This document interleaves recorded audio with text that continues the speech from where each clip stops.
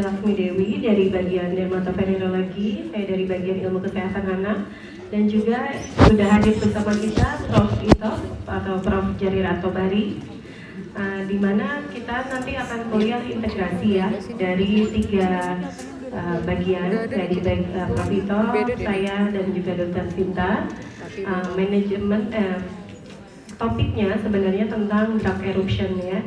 Drug eruption nanti Prof. Ito akan membahas mungkin dari secara umumnya general dan juga evidensi. Dr. Sinta nanti akan membahas tentang bagaimana mekanismenya atau patofisiologinya, dan saya juga nanti akan menambahkan tentang manajemennya terutama pada anak. Ya, Prof. Ito apakah bisa dimulai sekarang, Prof? Kok beda ya? Bisa. Saya tadi nggak mendengar suaranya. Sekarang suara saya terdengar nggak? Ya, jelas Prof kalau sekarang. Ya. Recording in progress. Ya, baik Prof, silakan dimulai. udah viral punya Ya. Oke. Assalamualaikum warahmatullahi wabarakatuh. Selamat siang semuanya. Ini blog 2.3 ya. Ya. Terima kasih Dr. Afril. Saya akan memberikan sedikit mengenai perspektif pharmacovigilance dan pharmacoepidemiology terkait dengan drug eruption. Mohon maaf saya tidak bisa hadir di ruang kelas yang ini karena masih ada rapat mengenai vaksin di Jakarta. Apa itu drug eruption? Ya, jadi kalau di pharmacovigilance kita mengenal drug eruption itu kita sebut sebagai cutaneous adverse drug reaction. Dia ada yang bersifat akut, subakut, ya, adverse cutaneous reaction terhadap sebuah obat atau medicine, jadi tidak hanya obat, mungkin juga bisa vaksin, dan salah satunya termasuk tipe drug eruption ini. Tipe-tipe drug eruption cukup banyak, mulai dari yang secara klinis mungkin ringan, ya, atau justru tidak ternotis, ya, seperti rash, sampai yang berbentuk berat yang kita sebut sebagai scar atau severe cutaneous adverse reaction. Yang ini bisa mengakibatkan life threatening atau mengancam jiwa. Dan cutaneous adverse drug reaction ini adalah bentuk dari adverse reaction dan terhadap obat yang paling sering secara epidemiologi, di mana jumlahnya hampir mencapai lebih dari 45%. Adverse drug reaction itu akan bermanifestasi di kulit, ya, dan angka hospitalisasi akibat kejadian ini juga sangat tinggi, dan 2-3% pasien itu hospitalized, ya, pasien untuk pemberian obatnya. Dan yang paling sering bentuknya adalah berbentuk morbilliform berupa rash 91%, dan urtikaria yaitu sekitar 6%. Kemudian bentuk yang berat seperti severe cutaneous adverse drug reaction kejadiannya jarang, tapi ini merupakan kejadian yang bisa mengakibatkan fatalitas, dan fatalitasnya cukup tinggi.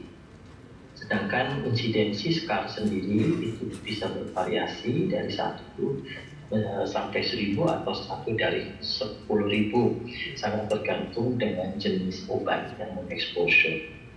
Dan beberapa faktor risiko terkait dengan kejadian ini ada hubungannya dengan usia, dengan genetik, ya, dan mungkin ada diskusi dengan teman-teman dari Departemen Dermatologi terkait dengan gen ini. Kemudian polifarmasi, pemberian obat yang lebih dari 3 sehingga mengakibatkan interaksi obat, serta juga proses drug detoksifikasi. Ada paracetamol. Secara klinis, cutaneous adverse drug reaction banyak sekali beragam tipenya, mulai dari reaksi eksantema, kemudian urtikaria, bahkan sampai mengakibatkan anafilaktik, kemudian drug eruption dan reaksi fotosensitivitas, erupsi berbentuk seperti akne, eritema multiform, ya, kemudian psoriasiform, rash, serta pigmentasi. Ini pigmentasi ini juga bisa mengakibatkan pigmentasi pada kulit, pada kornea, dan juga pada rambut dan kuku sebetulnya. Kemudian yang berbentuk severe atau yang kita sebut scar tadi, maka tipenya adalah Stevens-Johnson syndrome, toxic epidermal necrolysis, kemudian DHS atau DRESS, serta acute generalized exanthem, pustulosis, serta hair loss. Di era COVID sebetulnya beberapa kejadian yang sangat jarang yang terjadi. Contohnya adalah pada saat pemberian obat ya, favipiravir. Ini ada beberapa report baik luar negeri maupun di dalam negeri yang melaporkan adanya bluish cornea. Jadi terjadinya korneanya berubah menjadi warna biru. Ya. Walaupun ini bukan orang Eropa gitu, tetapi setelah dia minum obat, kemudian korneanya berubah jadi warna biru walaupun sifatnya tidak permanen, karena ketika obatnya dihentikan kemudian kembali lagi di normal. Tapi kejadian ini merupakan salah satu bentuk ya cutaneous adverse drug reaction karena ada perubahan pigmen yang ada pada kulit, mata, kemudian kuku dan juga rambut. Ini dilaporkan di beberapa obat di era COVID. Nah, secara global kasusnya sangat tinggi ya, di seluruh negara mencatat bahwa kejadian cutaneous adverse drug reaction yang tentunya yang severe yang menjadi perhatian itu ternyata bervariasi dari segi persentase kejadiannya. Ya, seperti di Amerika ini kejadiannya memang Stevens-Johnson syndrome paling tinggi 5-10% kasus, sedangkan yang lainnya rendah, dan itu sama dengan Eropa, South Amerika. Tetapi dia agak berbeda dengan Afrika, di mana Stevens-Johnson syndrome itu jauh lebih rendah, yang terbanyak adalah di sini SSRM. Dan di India itu kasus ini menjadi lebih tinggi. Dan ini menunjukkan bahwa ada hipotesis, ada faktor genetik atau alel yang berpengaruh terhadap terjadinya especially pada scar ini. Dan di Thailand dan Malaysia itu HCS dan TEN itu jauh lebih banyak yang dibandingkan dengan TRESS.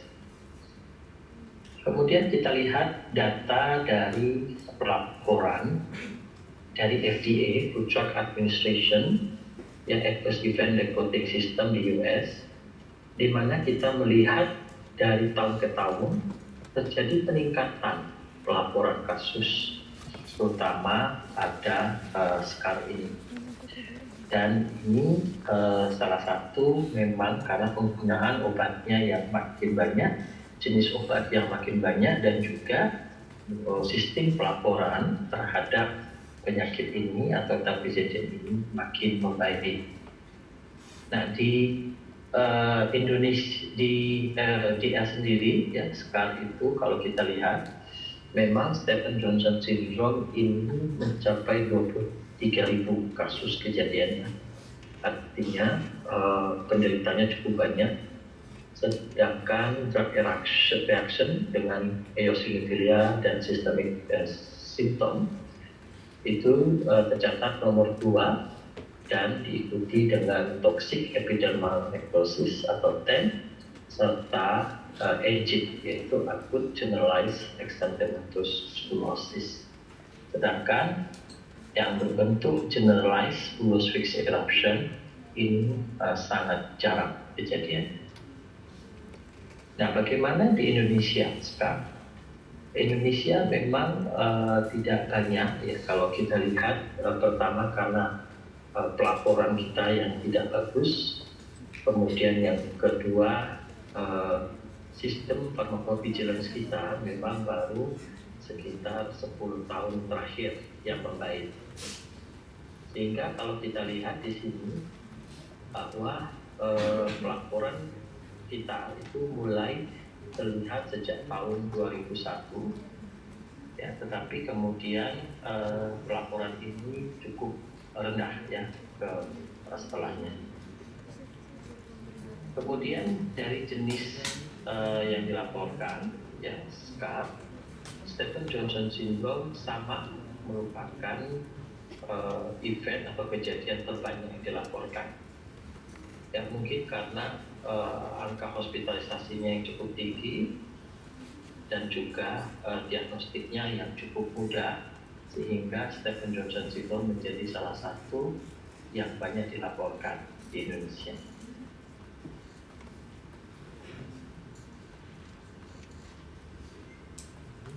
Suara saya masih terdengar di sana? Masih, Prof? Ya, masih. Oke. Kemudian kita lihat kembali obatnya, ya jenis-jenis obatnya.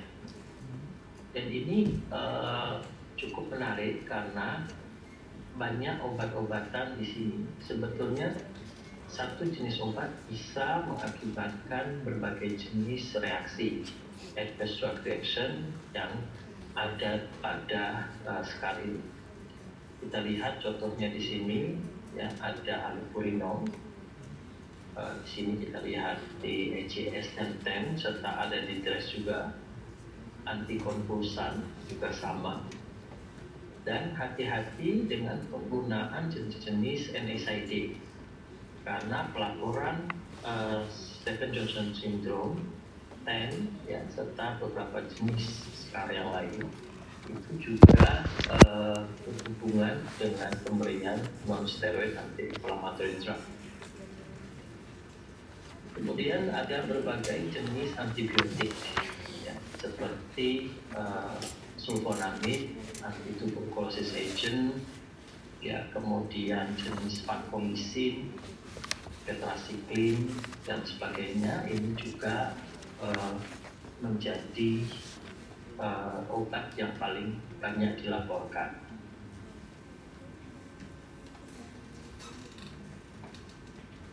Nah, namun dari semuanya ada beberapa obat yang kita catat merupakan obat yang mempunyai resiko yang tinggi, yaitu yang pertama obat-obat antiepileptik jenis farmakopin, lamotrigine, fenobarbital, dan phenytoin. Ini obatnya banyak dipakai pada pasien-pasien epileptik dan juga untuk obat anti kejang atau antikonvulsan. Serta yang menjadi risiko yang tinggi lagi adalah jenis anti-infeksi antibiotik seperti sulfonamid, ya, kemudian ada sulfasalazin serta antiviral pada HIV yaitu nevirapin. Namun ada beberapa obat yang mungkin resikonya cukup rendah atau sedang. Ini umumnya adalah antibiotik serta jenis NSAID.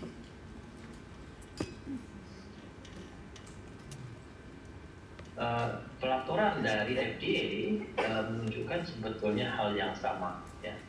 Kita lihat di sini jenis lamotrigine, ya, menjadi nomor 1, yaitu allopurinol. Ini obat uric acid, ya, untuk Crohn's disease.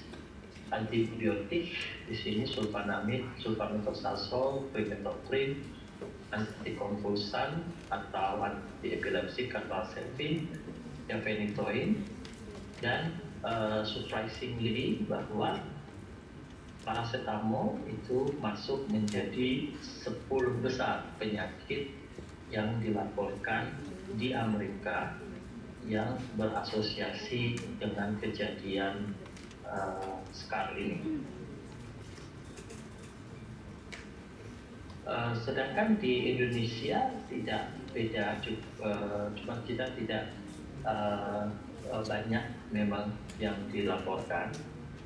Namun penggunaan obat-obat antibakterial, kemudian nomor 2 antiepileptik, ya, serta paracetamol itu menjadi 3 besar, ya.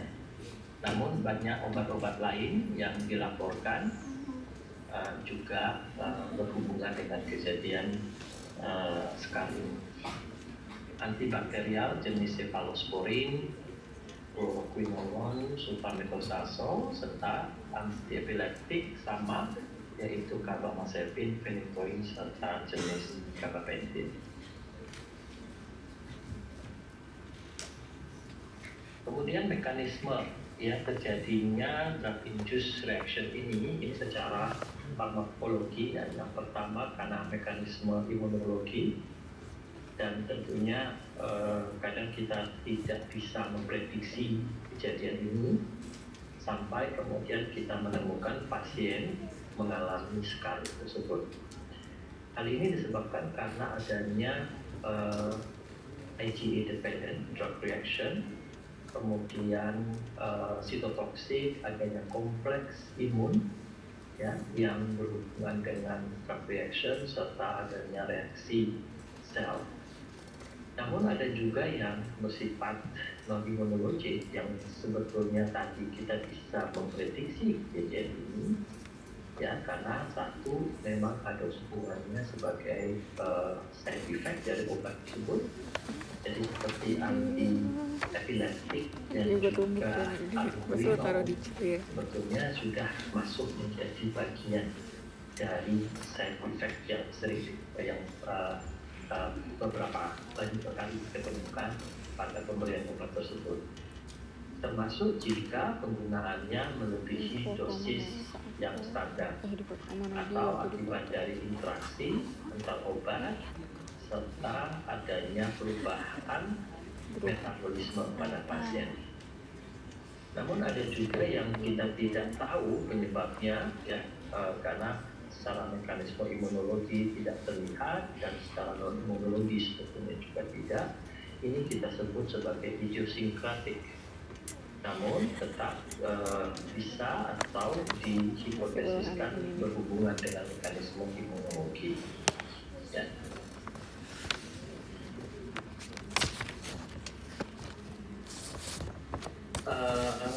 Secara molekuler mekanisme saya kira ini nanti banyak Anda akan pelajari.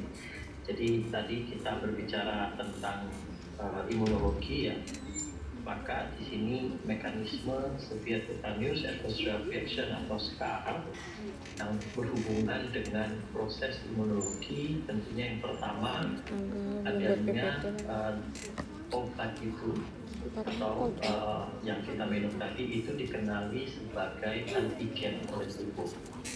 Oh iya.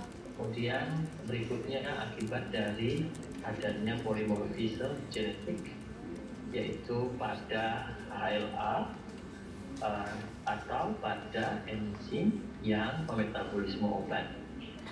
Jadi Anda mengenal bahwa banyak enzim yang berhubungan dengan mekanisme metabolisme obat, yaitu seperti pada sitokrom P450, sehingga pada pasien-pasien yang mengalami polimorfik genetik dalam ekspresi sitokrom P450 ini, contohnya pada CYP2C9 atau alel 3, ya, ini pada jenis pada pasien yang mendapatkan phenytoin ini sudah terbukti mempunyai hubungan dengan terjadinya SCAR lain daripada ART, yaitu pada carbamazepine dan pada albuminol.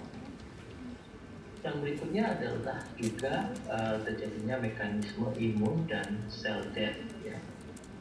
Di sini banyak studi yang menunjukkan hubungannya dengan sitokin, yaitu BH1 dan BH2 serta protein sitotoksik, serta juga signal terkait dengan kematian sel. Semua berhubungan dengan molekuler yang terkait dengan imun sistem. Sedangkan yang mempengaruhi faktor lingkungan atau yang tidak berhubungan dengan genetik ataupun dengan imunologi, yaitu akibat adanya bersamaan terjadinya infeksi virus, contohnya pada HSV, ya. Kemudian adanya impair dari metabolisme obat pada pasien-pasien yang mengalami chronic kidney disease. Ya, Anda tahu bahwa pasien-pasien yang mengalami chronic kidney disease mengakibatkan terjadinya perubahan baik dari metabolisme itu maupun juga ada eliminasi obat yang bisa berakibat tingginya kadar obat di dalam darah. Kemudian beberapa pasien kalau secara klinis kita lihat yang mempunyai faktor risiko yang tinggi untuk terjadinya scarring. Yang pertama, pasien yang menggunakan berbagai jenis obat, pasien yang punya riwayat terhadap reaksi alergi, kemudian adanya riwayat keluarga untuk reaksi reaction. Contohnya ada keluarga yang mempunyai genetik predisposisi untuk terjadinya scar ini pada pemberian obat antikonvulsan misalnya, atau pasien yang mengalami autoimmune disease seperti SLE, rheumatoid arthritis, pasien-pasien yang mengalami imunokompromis termasuk AIDS, pasien yang mengalami infeksi virus, serta pasien yang mengalami gangguan renal atau insufisiensi renal dan juga liver. Secara usia, wanita menurut data yang ada di FDA maupun data dari Indonesia sama bahwa perempuan, jenis kelamin perempuan mempunyai risiko yang lebih tinggi, ya. Dan risiko ini terkait dengan pelaporan sebetulnya, di mana kejadian ini dilaporkan lebih banyak pada wanita. Kemudian dari usia adalah usia dewasa 18 sampai 64 tahun, ya, dan ini sama baik yang dilaporkan oleh di Amerika maupun yang di Indonesia. Tadi sebetulnya sudah kita bahas ya mengenai peran dari scar ini terhadap peran dari genetik terhadap scar. Jadi memang ada strength genetic predisposition, jadi ada risiko yang sangat kuat ya terjadinya serious infection ini jika ada kaitan genetik atau faktor genetik yang berhubungan dengan kejadiannya. Yang berikutnya adalah HLA, yaitu tadi di depan kita jelaskan bahwa human leukocyte antigen atau HLA ini dia mempunyai hubungan asosiasi terhadap metabolisme obat serta adanya variasi genetik terkait dengan metabolisme enzim.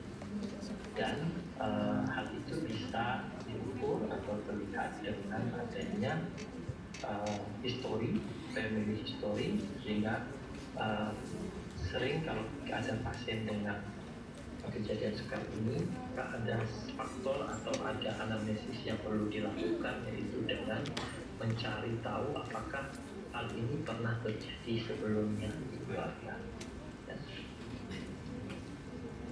Kemudian ini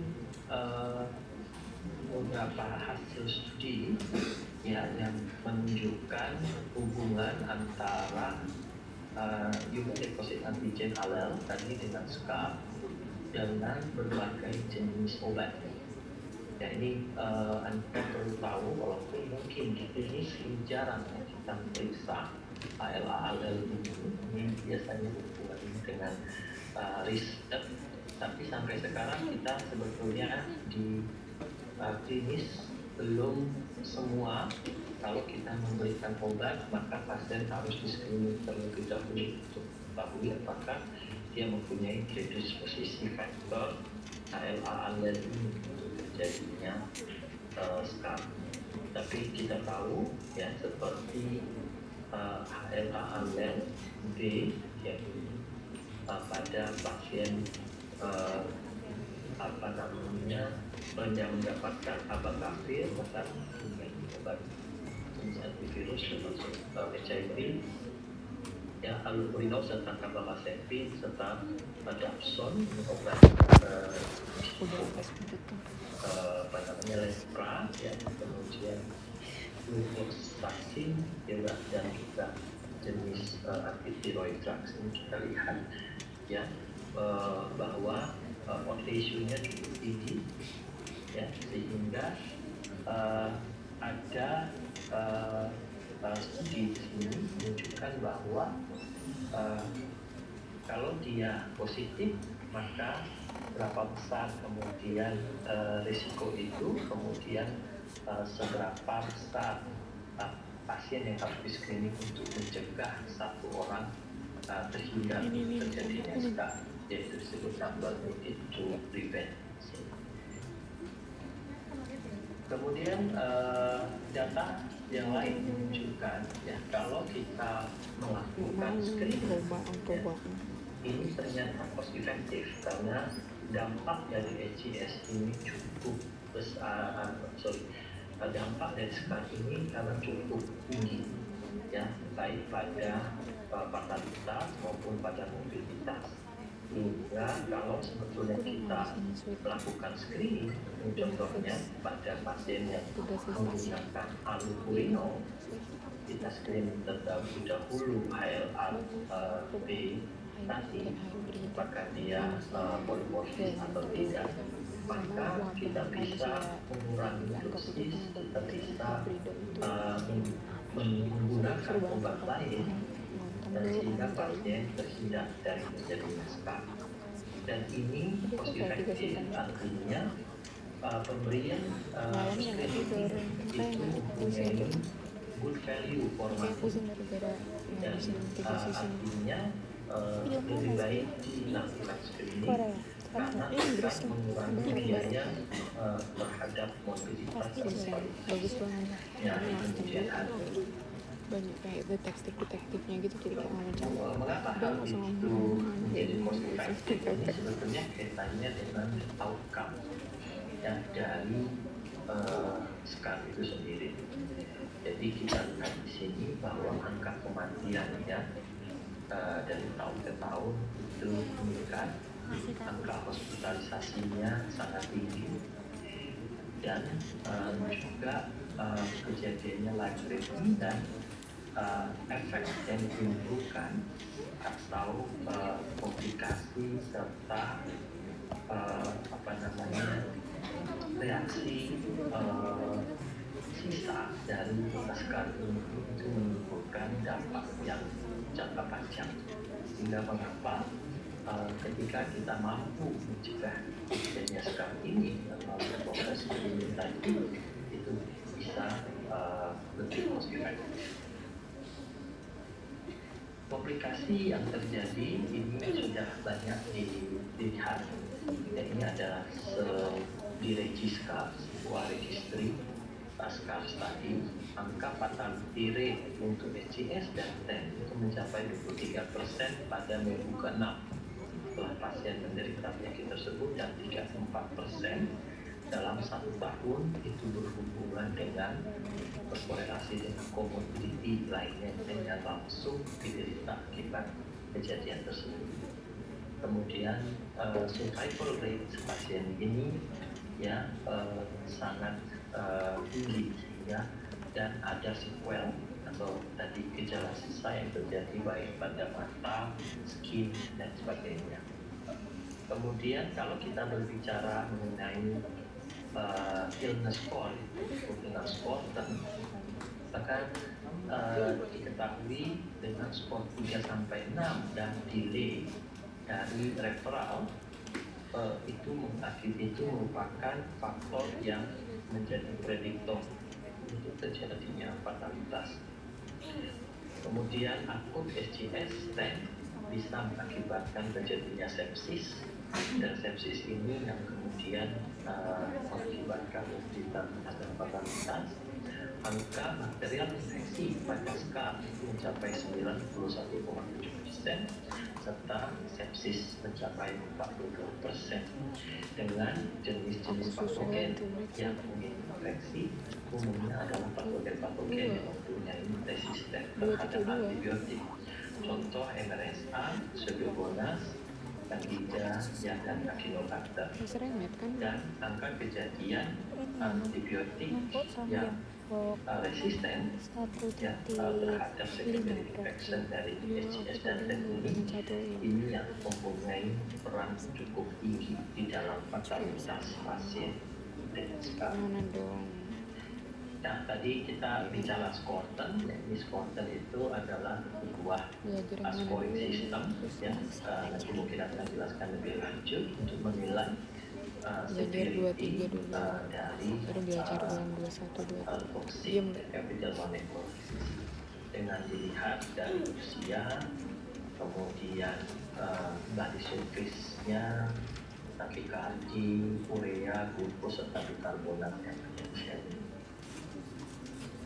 Saya kira itu jadi perspektif pharmacovigilance dan pharmacoepidemiologi dari SCAR, ya, bahwa SCAR itu burdennya sangat tinggi, ya, dan potensialnya fatal, dan namun pelaporannya masih underestimasi.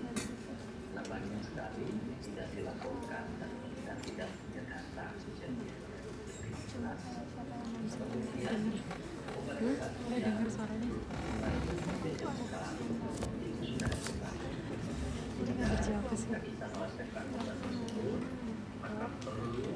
Dia baru ya? Yang baru, adanya dikirim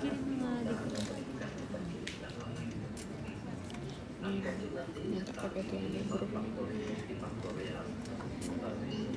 Oh, itu udah sama ya? Pusing aja coba aku yang buat. Kenapa aku yang TTH?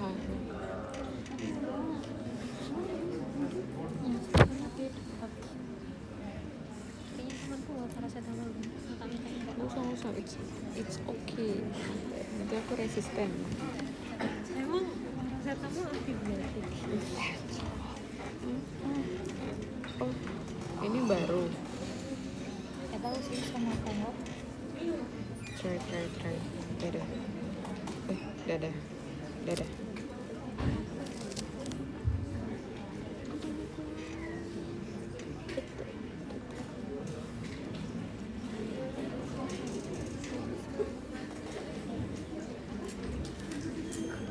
Gak ada.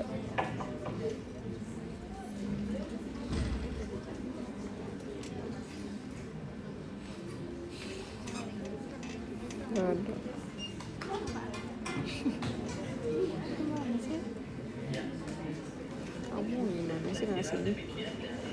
Gak ikhlas. Baik, Prof. Ya, terima kasih Prof untuk kuliahnya. Mungkin dari teman-teman di ruang kuliah, apakah ada yang mau bertanya? Gak ada. Silakan 1-2 penanya. Ya. Pada Prof Vito.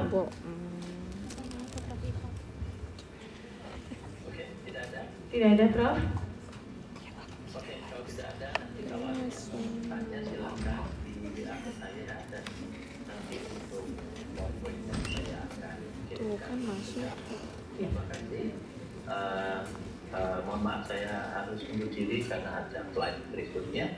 Terima kasih, sampai ketemu lagi. Wassalamualaikum warahmatullahi wabarakatuh. Waalaikumsalam warahmatullahi wabarakatuh. Baik, terima kasih Prof Vito untuk lecturenya pada siang hari ini. Selanjutnya dilanjutkan oleh Dr. Sinta. Silakan Dokter. Cefaclor.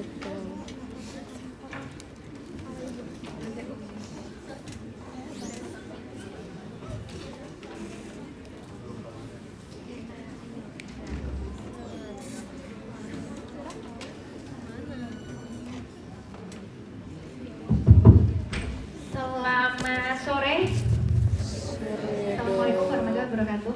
Waalaikumsalam. Yang tadi merem-merem, ayo mulai dulu. Kelihatan Udah bukan soalnya dari merem depan. lagi. Oh iya. Ngantuk ya? Iya, Sudah pada makan siang? udah. Nanti kalau lihat belum ya? Saya juga belum. Nanti kalau lihat gambar-gambar kita sore hari ini nanti jadi nggak ngantuk sih. Oke, jadi terima kasih Dr. Afri tadi atas waktunya. Hari ini kita akan membicarakan tentang drug eruption. Tadi Prof. Itop sudah membicarakan tentang seberapa sering sih sebenarnya masing-masing dari reaksi-reaksi obat itu terjadi dan obat-obat apa yang paling sering menyebabkan. Tapi sebenarnya tadi setelah dipikir-pikir, mungkin kalian sebenarnya masih asing nggak sih sama misalkan tadi Prof. Itop menyebutkan dress. Ada yang tahu dress itu apa? Bukan baju ya. Dress terkenal banget kalau nanti kalian sudah di klinik.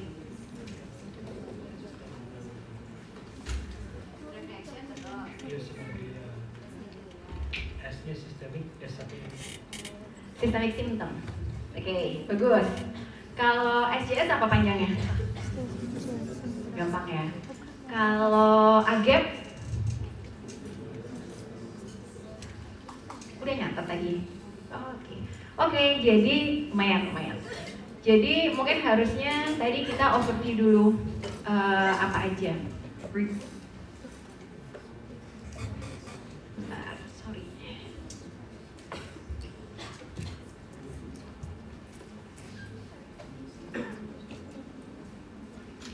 Oke, jadi ini LO yang perlu kalian tahu bahwa kalian bisa membedakan nomor satu ya, kalian bisa membedakan reaksi-reaksi obat yang terjadi di kulit. Di line. Tahu dulu aja, oke? Setelah tahu, kalian tahu, oh kalau yang gambarannya kayak gini, itu berarti saya harus belajarnya di mana?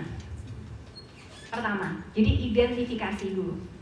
Yang kedua, kalian tahu paling enggak terapi inisialnya apa. Nanti kita lihat mana sih yang SKDI 4 yang kalian wajib tahu dan mana yang 3 yang kemudian yang penting kalian tahu, dikasih obat awal kemudian dirujuk.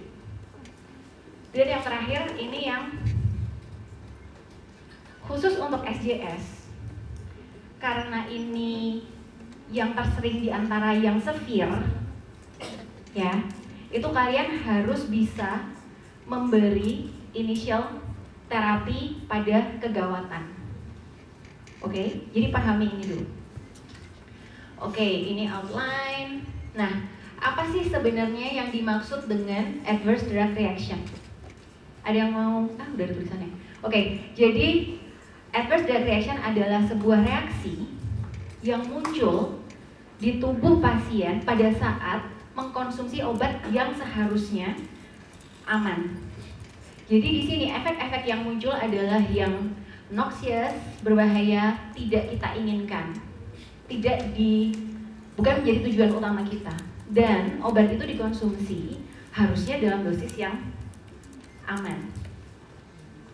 Ya, nah apa itu drug eruption? Itu adalah ketika efek reaksi obatnya ini bermanifestasi di kulit. Ya, sebagian besar reaksi obat munculnya di kulit. Jadi kalian harus bisa mengidentifikasi sekitar 50% kasus lebih itu kalau seseorang itu bereaksi terhadap obat adverse itu muncul nanti di kulit. Oke. Nah, jadi bisa dimuncul di kulit dan atau mukosa dengan atau tanpa gejala sistemik, bisa disebabkan mekanisme non-imun, jadi tidak disertai dengan keterlibatan sistem imun adaptif, tapi bisa juga immune mediated, yang di sini kemudian baru kita sebut sebagai drug allergy. Jadi kalau di sini, kalau kita gambar diagram Venn, tahu diagram Venn ya? Yang buletan paling luar apa? Apa? ADR. Kemudian di dalamnya ada buletan lagi yang exactly di dalam ADR, yaitu ACDR atau drug eruption, irap dari kulit. Nah, di dalam ACDR itu ada lagi buletan kecil, sekitar 20% dari ACDR adalah drug allergy. Betul. Sudah bisa membayangkan ya? Oke, ini tadi kayaknya Prof. Itop sudah sama nih. Jadi bahwa ternyata kalau seseorang minum obat itu sekitar 1% dia akan beresiko mengalami reaksi obat. Di mana sebagian besar kasus itu nanti akan muncul di kulit. Untungnya ya, itu kalau bereaksi terhadap kulit sebagian besar itu mild. Jadi penting kemudian nanti kalian mengidentifikasi mana sih gambaran kulit, gambaran reaksi obat di kulit yang mild, dan tanda-tanda apa yang kemudian kalian jadi waspada nih, oh ini nggak cuma ini nih, kayaknya dia akan memberat. Nanti kita bahas. Nah kemudian baru sebenarnya untungnya lagi hanya sekitar 7% itu yang disebut Prof. Itop tadi SCAR, Severe Cutaneous Adverse Reaction. Oke, ini secara umum saya nggak tahu dulu udah pernah dapat belum ya? Belum ya? Udah ada yang pernah menyampaikan belum? Oke. Sebenarnya kalau sekarang tuh kayaknya klasifikasinya tambah banyak ya, Dr. April ya. Tapi secara umum untuk pengetahuan tuh lebih gampang kita bagi jadi dua aja. Yang pertama adalah reaksi obat tipe A. Di sini pharmacologic action. Jadi efek yang muncul adalah karena efek farmakologis. Jadi efek kimiawi. Jadi toksikologinya dari senyawa obatnya itu adalah yang tipe A. Karena kita tahu senyawanya, maka kita tahu dia efeknya munculnya apa. Misalkan antihistamin generasi 1 itu nanti ngantuk. Itu karena kita tahu bahwa efek ngantuknya itu karena senyawanya. Itu adalah tipe A. Contoh mekanismenya, overdosis, jelas ya. Dia harusnya dosisnya berapa, jadi lebih banyak, jadi toksik. Efek samping, tadi yang saya sampaikan efek samping. Efek sekunder, atau kemudian terakhir adalah interaksi obat antar obat. Jadi pasiennya itu minum sesuatu, kemudian kan biasanya kalau kalian baca di labelnya, label obatnya itu kemasannya kan ada, nanti dia akan berinteraksi dengan apa-apa. Itu sesuatu yang kita tahu. Itu adalah adverse drug reaction tipe A. Tapi sebagian kecil atau sekitar 1/5 kasus, 20%, itu non-farmakologis. Uncommon, seringkali tidak bisa diprediksi. Dan ini adalah yang kemudian tidak kita inginkan. Ada 3 macam, nanti kita bahas. Nah, yang kita sebut drug eruption adalah ketika either one ini munculnya di kulit atau mukosa. Jelas ya? Oke, kita bahas dulu tipe A. Tipe A tadi sudah, jadi efek yang muncul adalah karena farmakotoksikologi, karena senyawanya. Jadi karena itu disebabkan senyawanya, dose dependent. Semakin banyak dia mengkonsumsi obatnya, ya semakin besar efeknya. Iya nggak? Masuk akal nggak? Masuk akal ya. Oke, terus, nah kita semua akan mengalami efek yang sama. Karena itu efek dari senyawanya. Jadi kalau misalkan saya atau siapa namanya Dek? Arya, sama-sama minum hidroksizin, antihistamin tadi. Ya kita akan sama-sama ngantuk. Semua di sini akan ngantuk. Itu adalah yang kita sebut sebagai dose dependent dan occur in normal patient. Semuanya akan mengalami. Ini mekanismenya tadi, overdosis, efek samping, efek sekunder, maupun interaksi obat. Nah kalau di kulit, ini contohnya.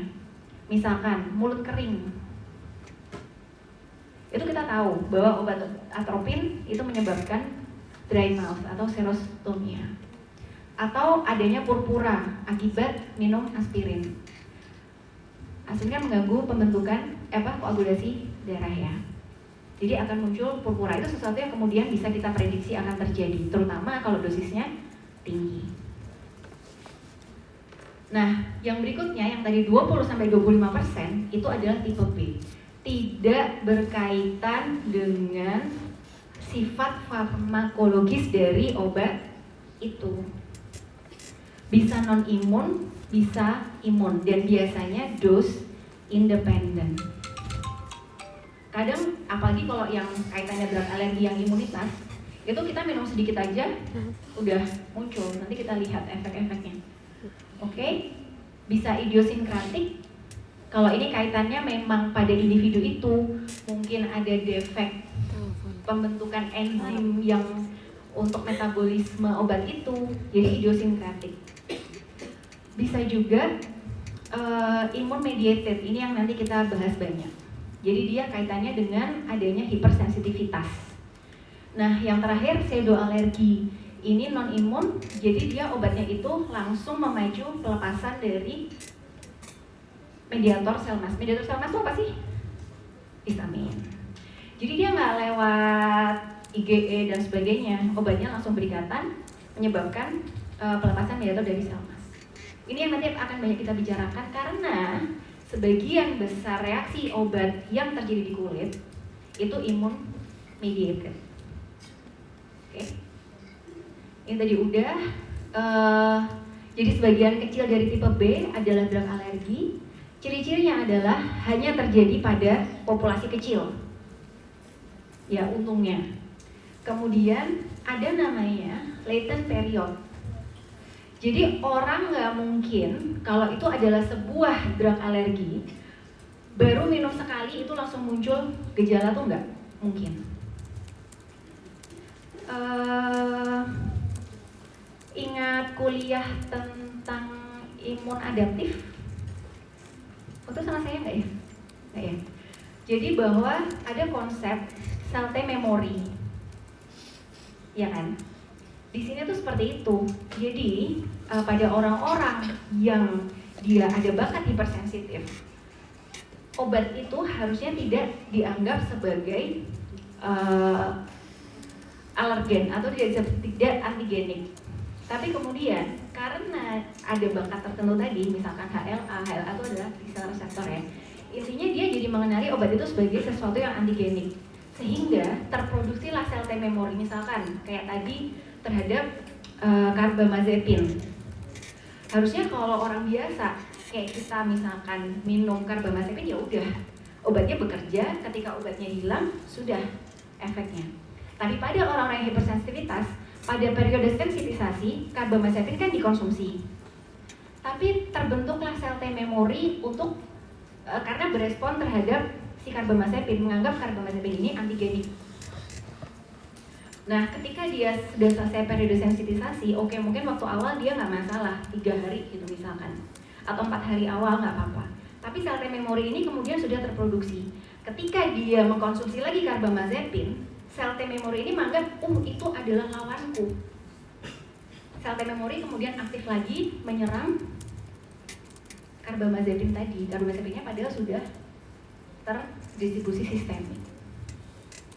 Itulah kenapa makanya kalau pada drug alergi pasti itu sudah dikonsumsi beberapa waktu. Nanti kita bahas bahwa masing-masing dari penyakit ACDR itu latent periodnya agak beda-beda. Ya. Oke, kemudian manifestasi klinisnya tidak setara dengan efek farmakologis. Obatnya dikonsumsi sedikit, tapi kalau dia sudah ada sel T memorinya, itu efek di kulitnya bisa berat.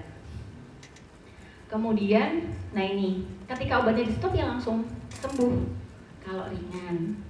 Kalau berat, kemudian kita nanti ini juga dibahas oleh Dr. Afri, kita perlu kemudian menekan sistem imunnya, hiperreaktivitasnya.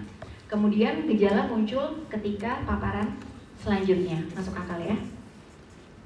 Oke, nah kita bisa klasifikasikan drug alergi berdasarkan 2 kriteria. Yang pertama adalah mekanismenya, dan yang kedua, nanti yang secara klinis mungkin perlu kalian pahami lebih dalam adalah berdasarkan gambaran UKK-nya. Makula itu apa makula?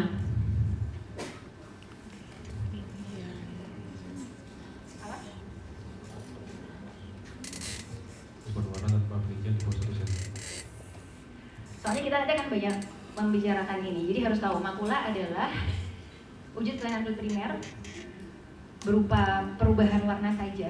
Jadi tidak ada peninggian dibandingkan kulit sekitar dengan ukuran kurang dari 1 cm. Kalau papul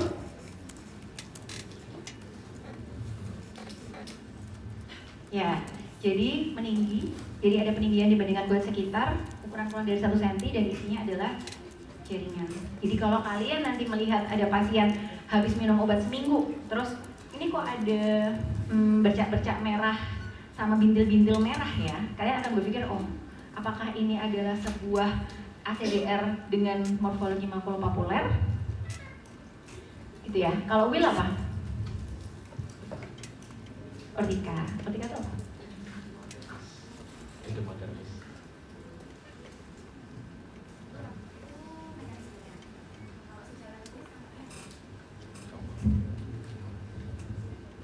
Ada aja apa? Ya. Bentuknya plak ya, berarti pakainya plak, tapi plak ortika.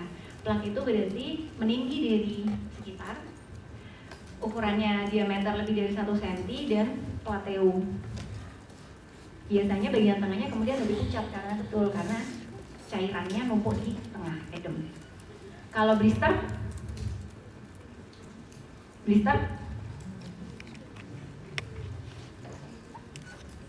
apa blister?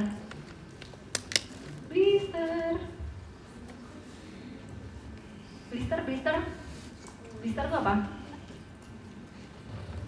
Kalau di buku bahasa Inggris kan blister, ya nggak sih? Ya. Masih tahu kalau blister. Blister apa blister? Blaster lah pernah bahas. Apa? Vesikel atau bulan? Iya, vesikel atau bulan. Bahasa Inggrisnya blister, kalau bahasa ininya vesicles or bullae. Tapi bahasa umumnya kan blister. Blister itu berarti peninggian kulit disertai berisi cairan, betul. Kemudian pustul, udah tahu semua ya. Berarti pustul peninggian, isinya pus. Nah, kita bisa membagi nanti kalian ketika melihat pasien kalian identifikasi ini dominasinya apa ya gambarannya. Oke. Nah, dari sini kemudian nanti kita pelajari mana sih kemudian gambaran makulopapuler yang simple, meaning yang ringan, dan gambaran makulopapuler yang berat atau yang kemudian kita klasifikasikan sebagai scar. Dan masing-masing ini nanti ada gambaran simpelnya atau gambaran ringannya dan gambaran beratnya. Oke, yang pertama ini berdasarkan mekanisme atau patofisiologinya dulu. Yang kaitannya dengan ACDR itu terutama adalah tipe 1 dan tipe 4. Ada yang bisa menjelaskan bedanya tipe 1 dan tipe 4? Biar saya nggak usah menjelaskan.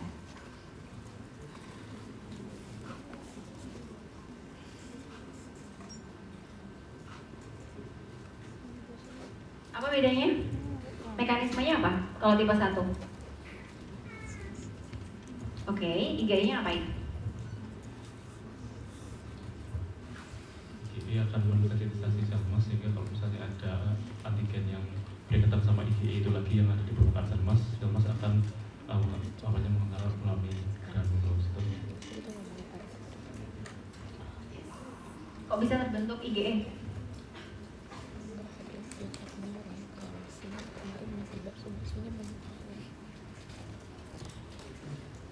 Kalau yang belakang tahu nggak sih? Saya mengharapkan kalau yang depan tahu berarti yang belakang tahu ya. Gimana terbentuknya IgE?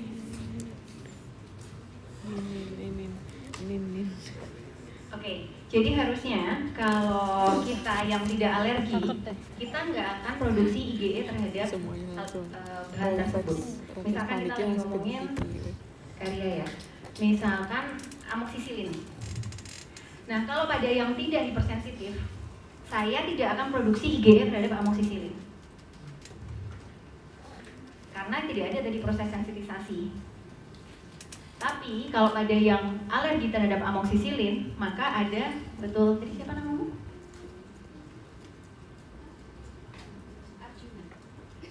Kalau Arjuna tadi mengatakan, ini loh, nih. Ini kalau orang yang dia alergi terhadap amoksisilin, udah siap nih IgE yang bisa berikatan terhadap amoksisilin yang sudah nempel pada sel mas dan bersirkulasi di darah.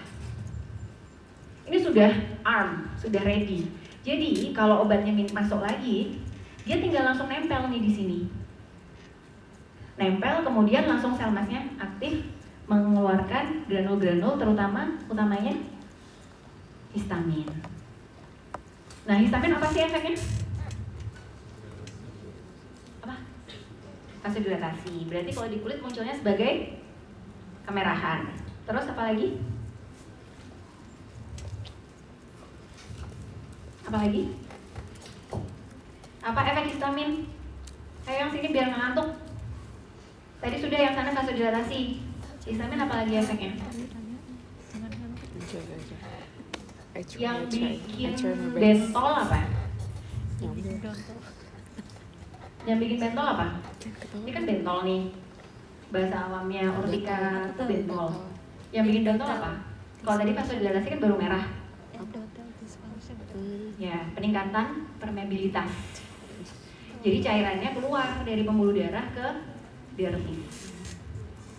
Itu menyebabkan kemudian urtikaria ya. Oke. Kalau tipe 4 ini lebih kompleks karena kemudian si obat tadi itu kemudian bisa memacu berbeda subset T helper yang berbeda-beda. Ingat ya, T helper ada T helper 1, T helper 2, T helper 17, T follicular helper dan sebagainya. Kalau yang tipe 4A itu T helper 1. Itu tidak kita bahas pada pembahasan tentang obat. Tapi di sini kita lihat bahwa sebagian besar dari ACDR itu tipe 4B, C, dan D. Tipe 4B itu T helper 2, tipe 4C itu terutama CD8, dan tipe 4D itu T helper 17. Nah, dari situ kemudian kita bisa mengklasifikasikan berdasarkan mekanisme. Mana sih reaksi yang immediate type, yaitu yang dimediasi oleh tipe 1, dan mana yang delayed type, atau yang dimediasi oleh tipe 4. Apa aja? Ini tadi sudah ya. Jadi bahwa kalau yang immediate itu tipe 1, IgE mediated, onsetnya namanya aja immediate. Jadi pada fase elisitasi, tadi kan sensititasi udah. Kemudian pada fase induksi berikutnya, ketika dia minum amoksisilin lagi, itu dalam hitungan menit, maksimal jam, itu bentol. Itu immediate type. Contohnya dalam kasus ini, karena kita ngomongin obat, drug induced urtikaria, angioedem, dan anafilaksis. Bedanya apa? Urtikaria sama angioedem?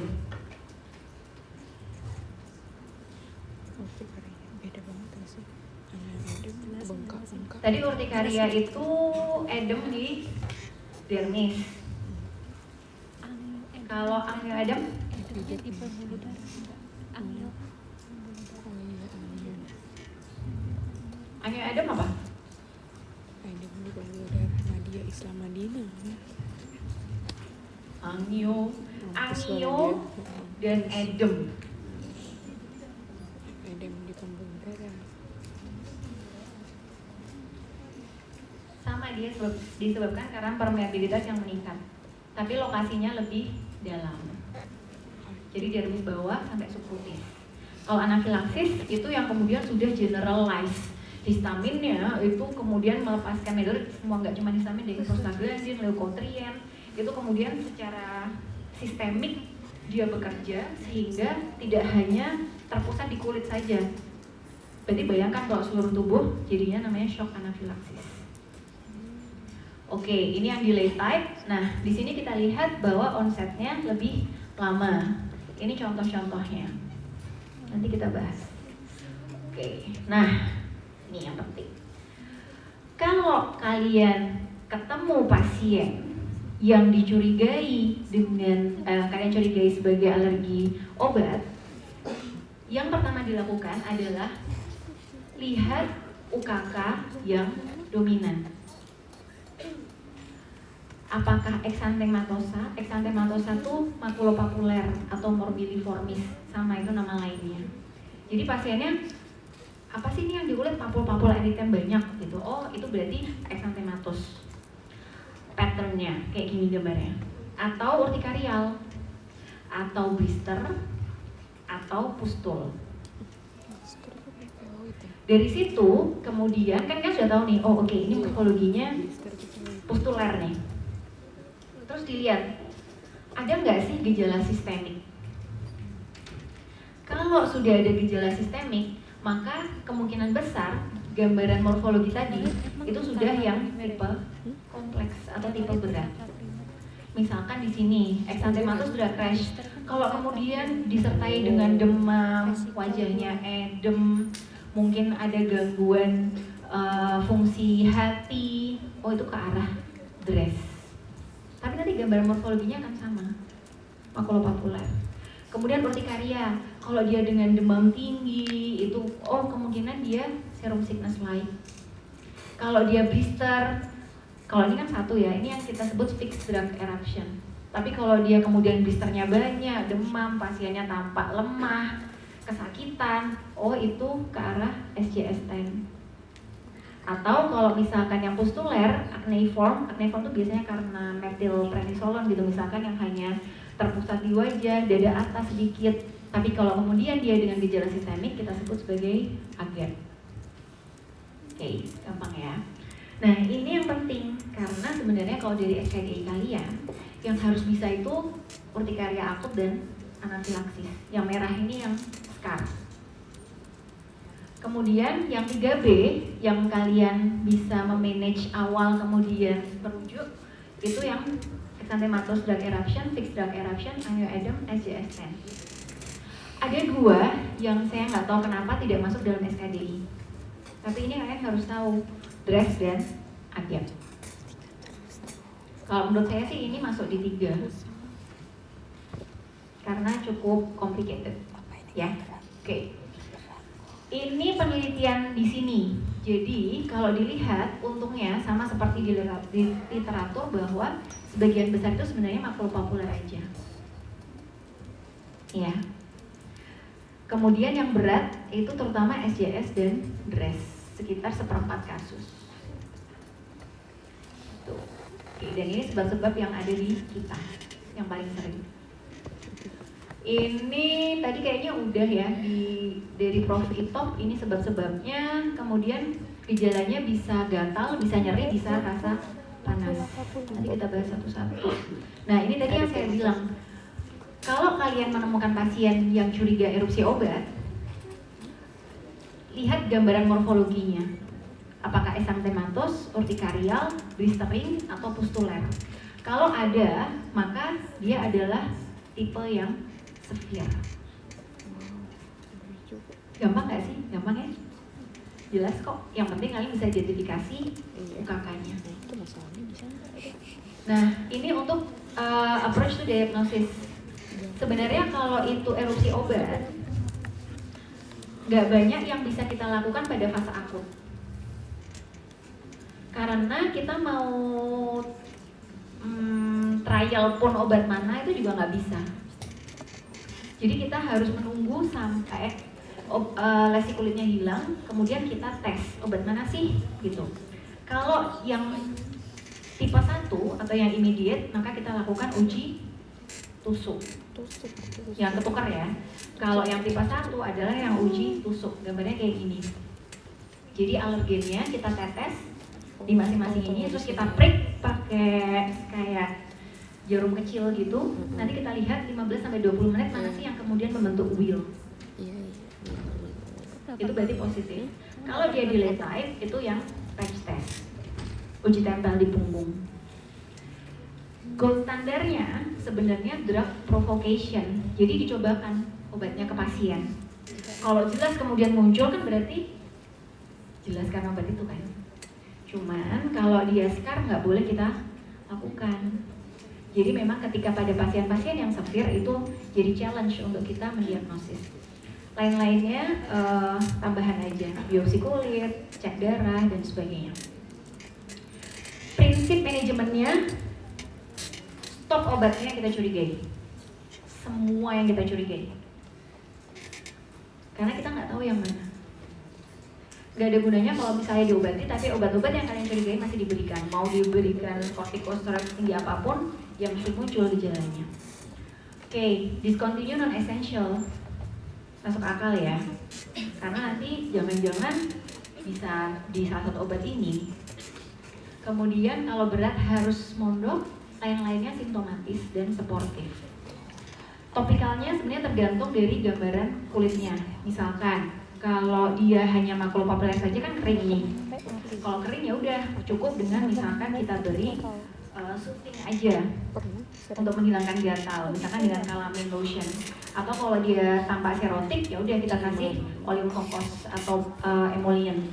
Tapi kalau misalkan yang SJS misalkan di mana terjadi denudasi itu lapisan epidermis paling atas yang ngelupas kan basah.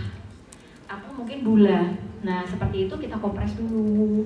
Kemudian mungkin kita beri antibiotik topikal gitu. Jadi sangat tergantung dari kondisi kulitnya. Sistemiknya utamanya maintain vital condition, terutama pada severe kita berikan antiinflamasi sistemik, prednisone setara 1-2 mg per kilo dan antihistamin kalau gatal. Udah sih gampang. Ada yang mau tanyakan dulu sebelum kita masuk per penyakit?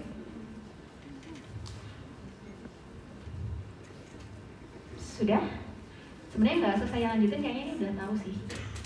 Ini kan sudah, tadi yang penting kan bisa membedakan. Jadi kalau yang mild, yang akan kita bahas ada 3, kalau severe ada 4. Oke, kita bahas dulu yang ringan. Nomor 1, 2, 3. Ini berdasarkan seberapa sering sih munculnya. Dan ini semuanya lebih sering dari yang severe. Jadi nggak usah terlalu khawatir. Paling sering exanthematosa, kemudian urtikaria, dan fixed drug eruption yang ketiga. Oke, yang pertama exanthematosa tipe 4, paling sering adalah antibiotik, terutama yang beta-lactam, penicillin, cephalosporin, terus golongan sulfa. Antikonvulsan ini sering banget. Phenytoin, lamotrigin, carbamazepin, dan allopurinol. Kalau ARV untungnya kita sekarang sudah nggak standar memberi nevirapin, jadi insidensinya menurun.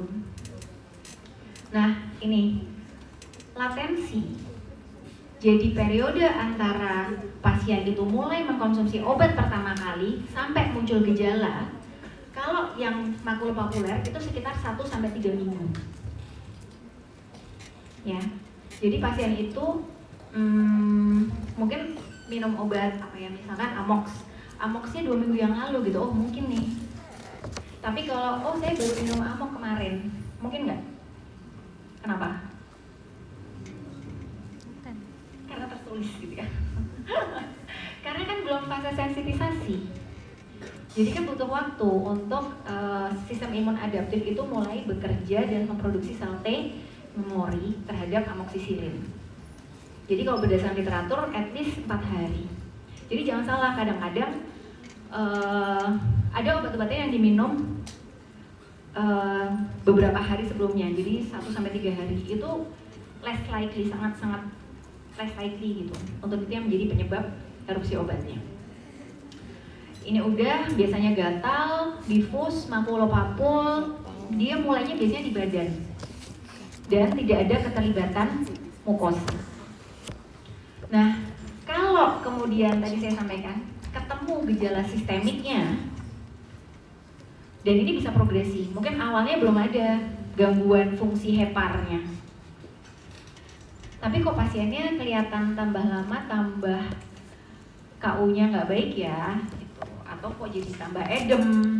Kemudian kita cek, biasanya kalau erupsi badan kita cek serial, cek darah rutin itu setiap 3 hari. Itu ke arah perburukan, jangan-jangan ini DRES. Karena gambaran kulitnya sama. Mirip. Ya, jadi ini yang kemudian perlu kalian curigai ketika kalian waspadai kalau misalkan ketemu pasien dengan erupsi makulopapuler. Pemeriksaan supportnya tadi sudah biopsi, patch test karena ini delay time, kemudian oral provocation test. Topikal, gampang, antipruritik atau kortikosteroid, tapi ini juga bersifat suportif dan sistemiknya oral kortikosteroid. ditanya-tanya. Jelas? Iya, tapi ada kemungkinan. Oke, Iya, eksantematos tadi muncul 3 ya. inter. Nah, jadi kalau misalkan kemudian habis kalian obati gini, kalau kira-kira tidak ke arah perbaikan ya rujuk aja. Apalagi kalau kemudian hasil darahnya kurang bagus. We need him. Tapi kan kalian tahu bahwa kalian ini kalian berikan dulu. Cukup setengah miligram per kilo sih sebenarnya. Jadi kalau pada pasien kira-kira beratnya 60-70 gitu ya. Tablet methylprednisolone itu 16 mg. Jadi kasih 2 tablet di awal. Nah, ada namanya treating through. Jadi misalkan obat-obat seperti obat-obat TB yang harus diminum padahal dia erupsi populer itu boleh tetap kita berikan tapi dengan mild steroid sistemik karena nggak ada penggantinya. Beda nanti kalau ternyata OAT-nya menyebabkan DRES. Nah itu beda. Kemudian kita harus stop dulu. Kemudian mungkin kita perlu desensitisasi. Ngasihnya pelan-pelan.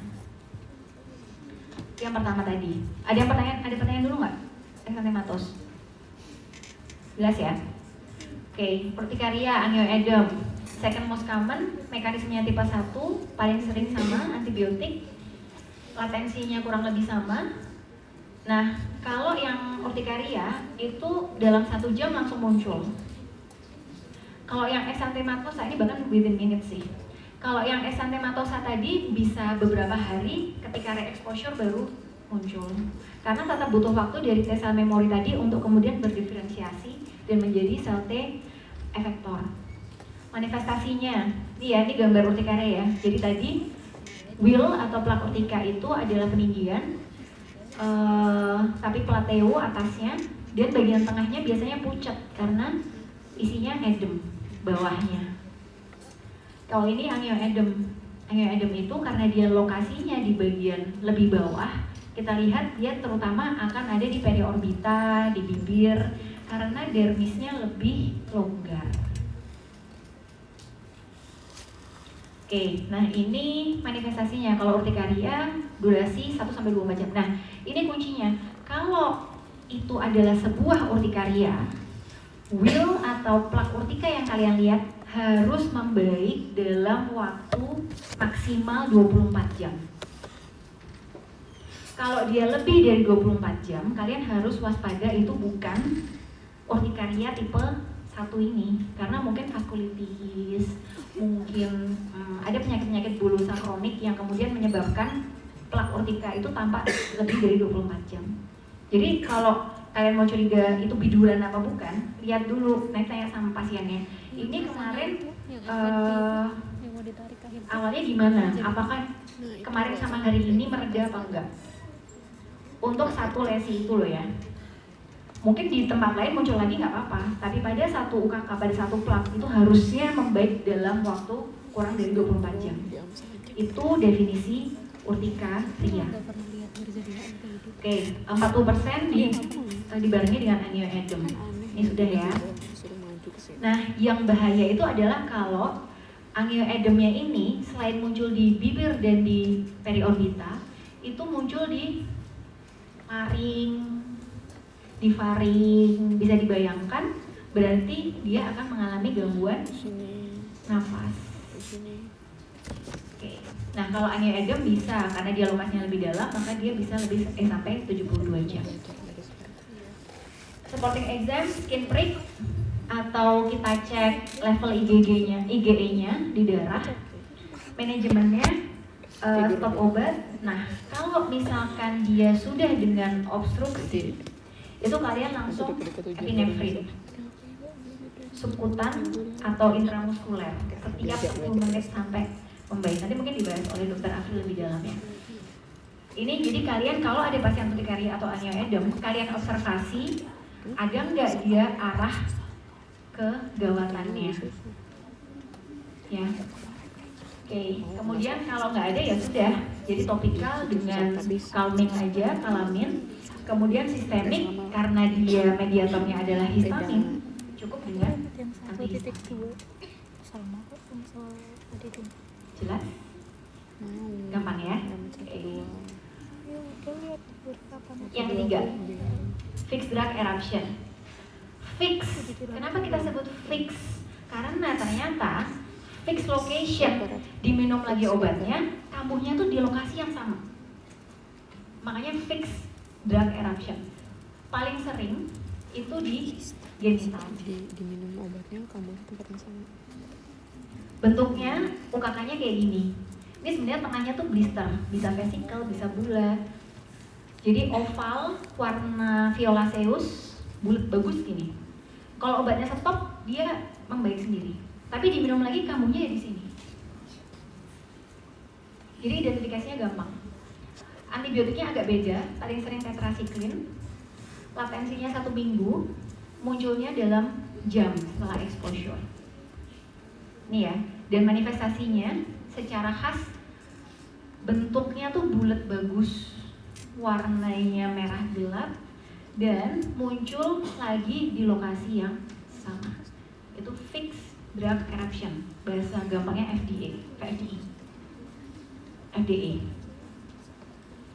Obatnya apa?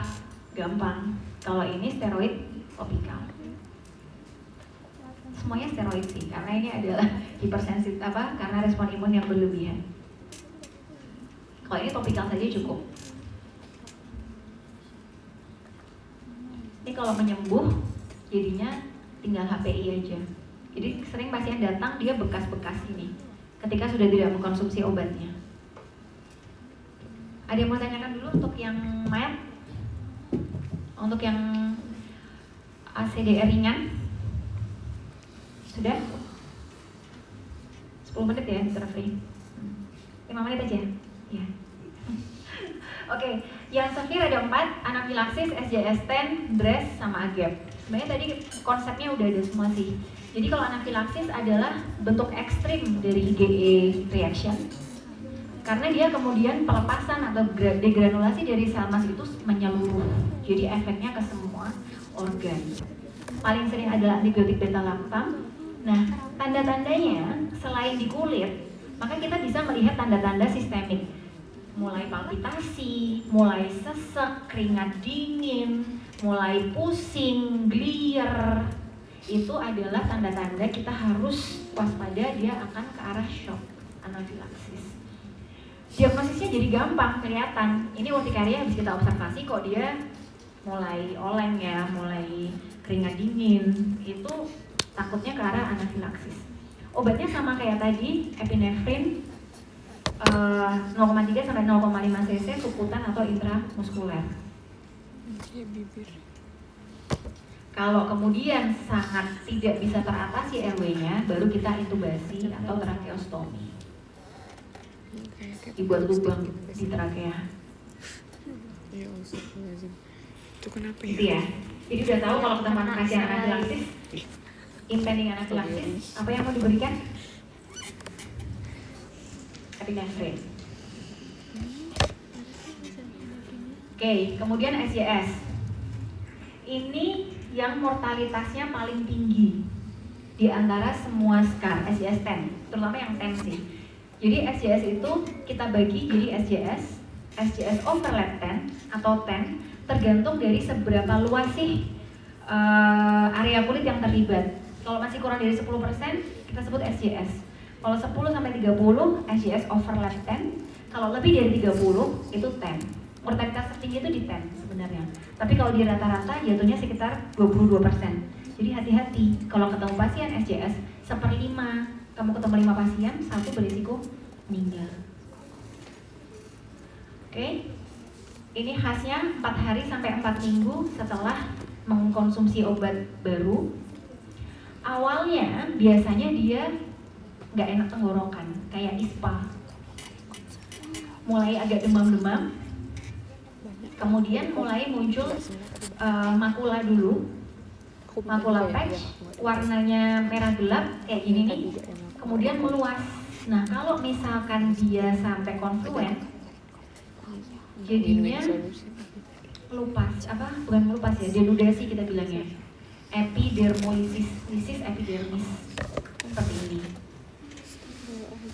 Sorry. Nah, ciri khasnya adalah kalau itu SJS-10 harus ada keterlibatan mukosa.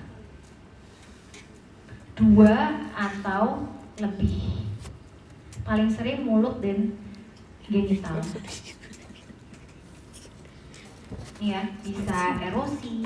Kemudian nanti kelihatan khas sekali krusta-krustanya tebal. Nah, pemeriksaan fisik yang bisa kita lakukan adalah Nikolsky sign. Jadi Nikolsky sign itu kalau di atas kulit itu kalau kita dorong dia ikut menggulung. Itu berarti detach epidermisnya. Itu positif berarti. Itu Nikolsky sign kayak yang gambar ini. Kemudian pada pasien kalau kita kemudian sudah curiga itu adalah SJS atau TEN, kita harus menghitung skor TEN ya. Tadi profesor sempat menyebutkan skor TEN gitu ya. Itu adalah severity of illness for TEN. Ini sebenarnya lebih ke kita mengevaluasi pasiennya. Itu prognosisnya gimana, mortalitasnya. Kalau dia 1, itu kita agak ringan nih lumayan, mortalitasnya cuma 3%. Tapi kalau kemudian dia sudah 4 atau bahkan 5, kita harus sangat waspada karena dia mortalitasnya sangat tinggi. Kemudian skin biopsi bisa kita lakukan juga. Ini sebenarnya sama semua sih. Kalau nanti sudah membaik, kalau kita mau cari tahu obatnya apa, kita patch test atau kita tes in vitro. Kalau oral nggak boleh pada sekarang, tidak recommended. Ya. Manajemen kalau SCAR, stop obat, harus mondok, terutama preferably di intensif. Kemudian overall kondisinya itu kita kontrol. Sebenarnya untuk semua ACDR kalau obatnya di stop, itu proses inflamasi harusnya mereda, at least menurun. Tapi kalau di sini karena kulitnya itu banyak yang melupas, bisa kita bayangkan akan banyak cairan yang menguap.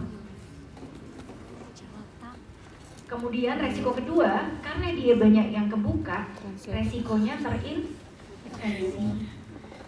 Sepsis itu adalah komplikasi tersering pada SJS-10. Meninggalnya sering karena sepsis. Apa ya? Yang mana? Oke. Kemudian topikal moisturizer kalau dia nggak denudate, tapi kalau denudate biasanya kita berikan antibiotik topikal. Kemudian sistemiknya kortikosteroid dosisnya sudah lumayan tinggi, bisa sampai 4 mg per kilo. Jadi kalau kalian ketemu pasien curiga SJS, apa yang kalian lakukan pertama? Cairannya tapi kayak ini apa tuh? RW-nya aman.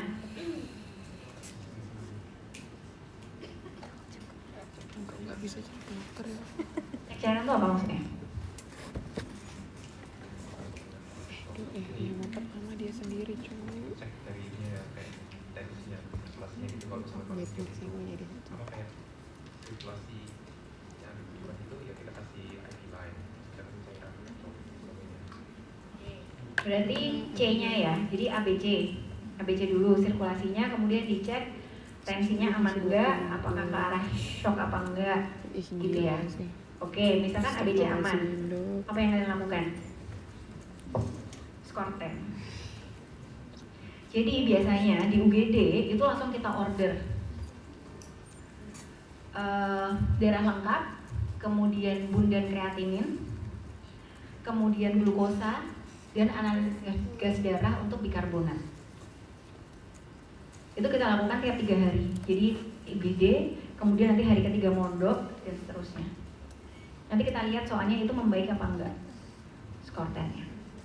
Oke, itu ya jelas ya, udah tahu ya berarti. Ada yang mau tanya? Jangan lupa kalau ketemu kalian berikan methylprednisolone atau prednisone setara bisa sampai 4 mg. Biasanya kita mulai dari 2 mg per kilo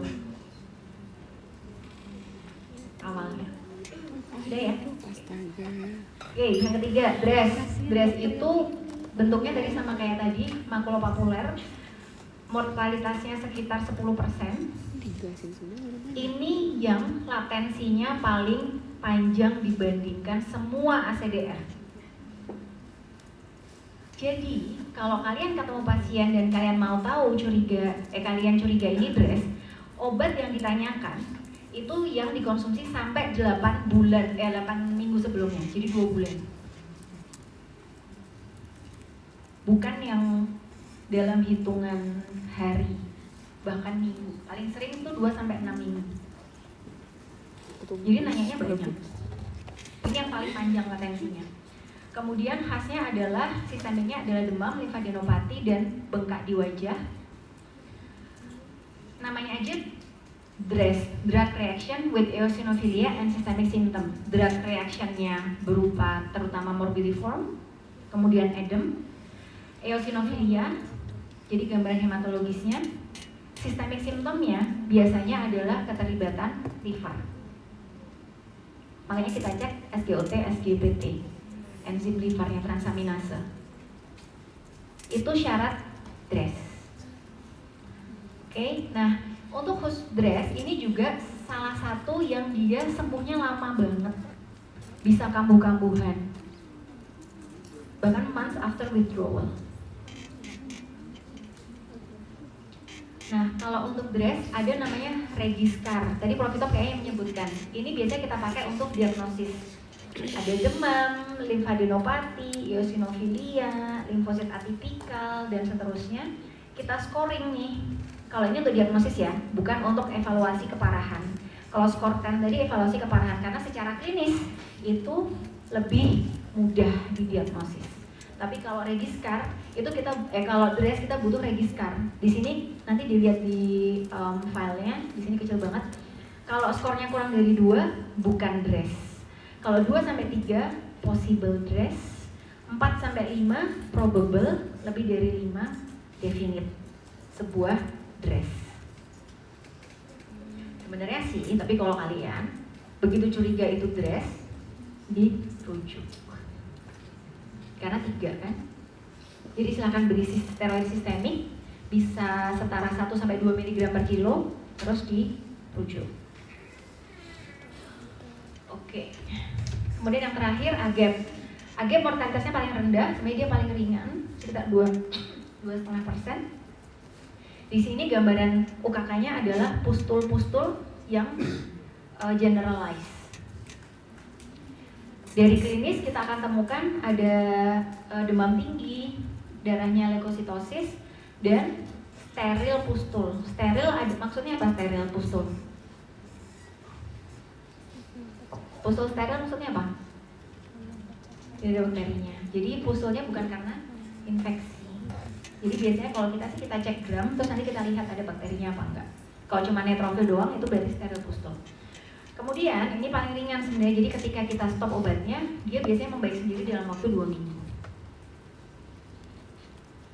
Oke, ini sama no specific treatment. Nah ini sebenarnya cukup topikal steroid begitu obatnya kita stop. Jelas? Sudah bisa membedakan ya ACDR ringan, berat. Oke. Kasus pertama. Cepat aja, yuk. Rash gatal seluruh tubuh 1 bulan sebelumnya dia operasi dapat obat hepatitis dan penyelamat.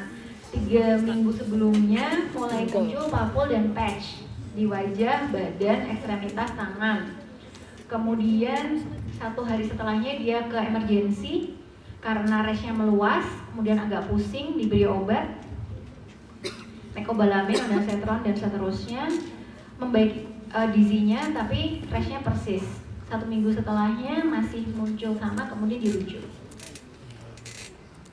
Ini gambaran klinisnya, di seluruh tubuh, hampir seluruh tubuh, ini terutama di dada, di terungkus, di paha atas, ada makula papul tersebar. Tidak ditemukan ada edem wajah. Laboratori sudah saya beri cheat sheet, eosinofil normal dan fungsi liver dan ginjal normal. Diagnosisnya apa? Diagnosisnya apa? Ada yang AGEP, ada yang makulopapuler. Siapa yang setuju makulopapuler? Gak ada pasti yang setuju. Tunjuk jari makulopapuler. Kalau yang nggak menjawab nanti nggak saya hitung ikut kuliah. Siapa yang menjawab makulopapuler? 10. Setuju. Siapa yang menjawab Agep? Tadi sehat ya? Hah? Kenapa kok dua-duanya? Oke. Ini ya. Kasian cowok. Ini kan udah jelas, makul dan papul. Beberapa berskoamata karena kering. Jadi ini adalah erupsi makulopapuler. What do you base the diagnosis on? Apa? Jadi ini dulu. Pertama dia gatal. Kemudian kalau dilihat, ini kira-kira muncul gejala dan minum obatnya kira-kira berapa nih? Semingguan. Oke. Kemudian persis karena obatnya sebenarnya masih diminum. Lupa, saya belum lanjutin. Ini obatnya masih diminum terus. Terus dari gambaran klinis makula dan papul. Berarti makulopapuler ya, morfologinya. Kemudian kita kan harus cari tahu dia yang simpleks apa yang kompleks. Udah dikasih contekan loh, nggak ada edem wajah, nggak ada eosinofi normal dan fungsi-fungsi organ dalam normal. Oke, jadi itu adalah dasar diagnosis. Nomor 3 tuh mirip sih sebenarnya maksudnya, tapi maksud saya adalah jadi dalam kasus makulopapuler kalian lakukan rediscar. Kan kalian mau menyingkirkan dress, Iya, 15 menit lagi. ya kan? Kemudian apa yang kalian lakukan kalau ketemu makulopapuler? Hah? Apa? Oke, terus hentikan 1, hentikan obat. 2, antihistamin karena gatal. 3,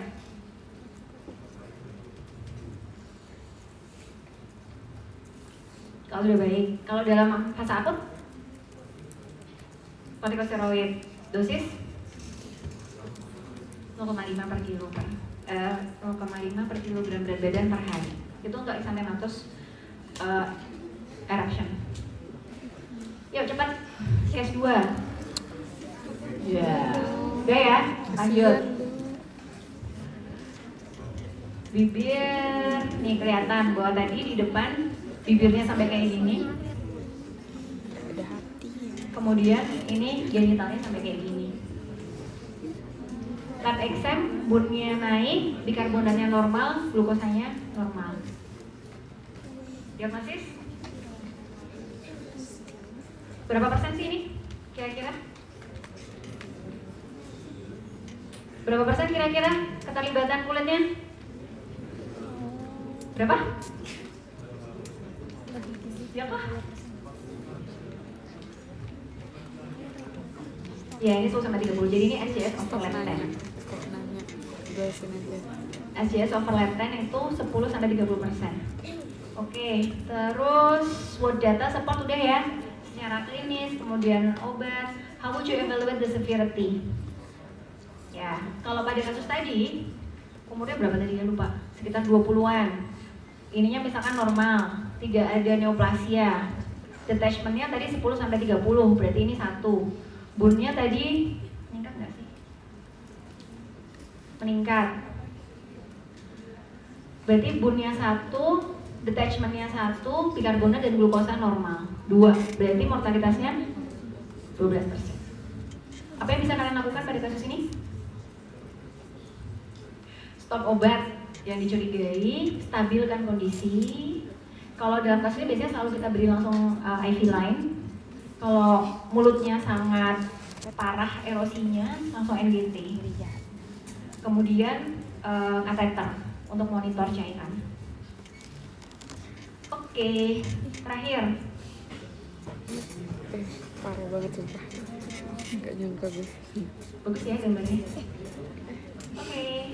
Ini kelihatan multiple pustule. Udah kayak marah dong, marah dong. Di sini ketika dilakukan gram dari pus nggak ada. Dokter yang satunya juga Kenapa kok kaget? Oke. Ada pustule multiple, kemudian ada riwayat obat yang ini sebenarnya ada antibiotik, tapi memang pasiennya lupa waktu itu antibiotiknya apa. Kemudian dari ini gram staining negatif dokternya. Apa yang bisa dilakukan pada kasus ini? Hah? Stop obat.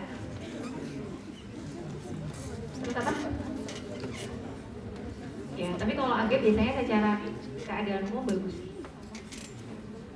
Jadi udah stop aja obatnya, kemudian mungkin topikal aja. Kayak tadi kan kalau AGEP dia cukup dengan topikal steroid aja. Oke, terima kasih. Sampai ketemu teman-teman. Maaf ya Dr. Afri. Parah sih.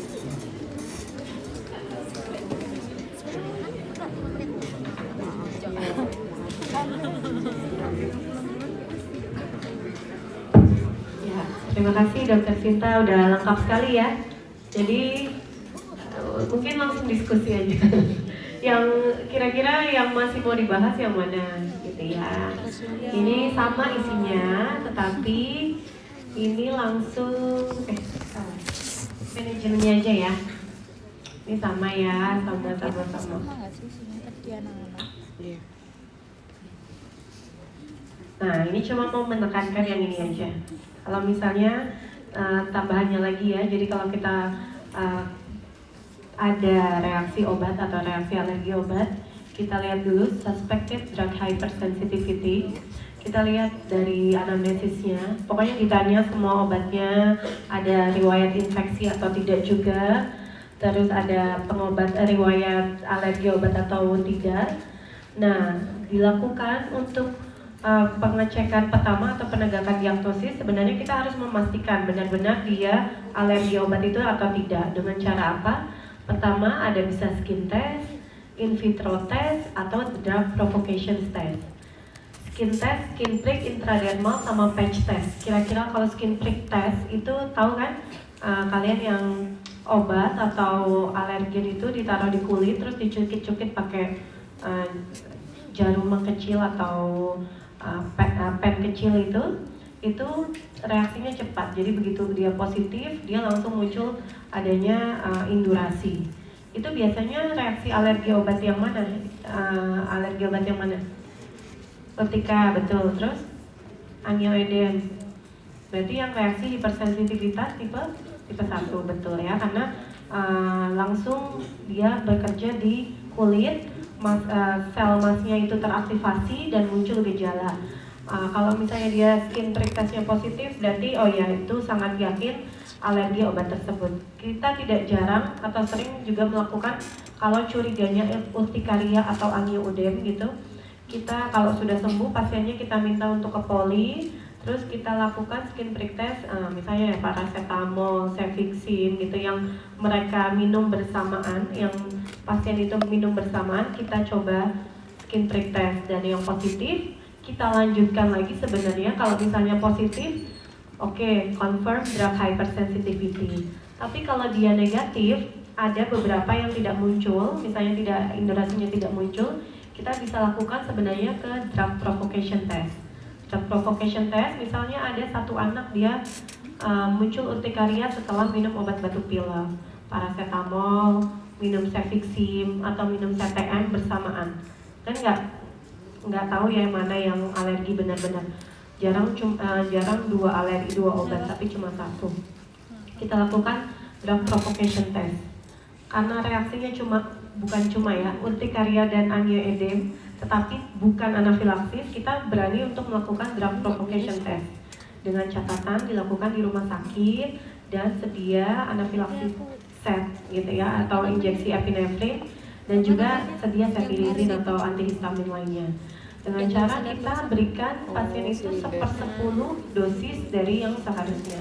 Misalnya harusnya anak 10 kilo diberi paracetamol 100 mg kan, kita beri 1/10-nya diminum, oh nggak apa-apa, dinaikkan lagi 2 kali lipatnya, 2/10-nya, terus kalau tidak setengahnya, 5/10-nya, sampai dengan kita lihat reaksinya per 15 menit. Kalau nggak ada apa-apa selama 1 jam, kita lihat oh aman.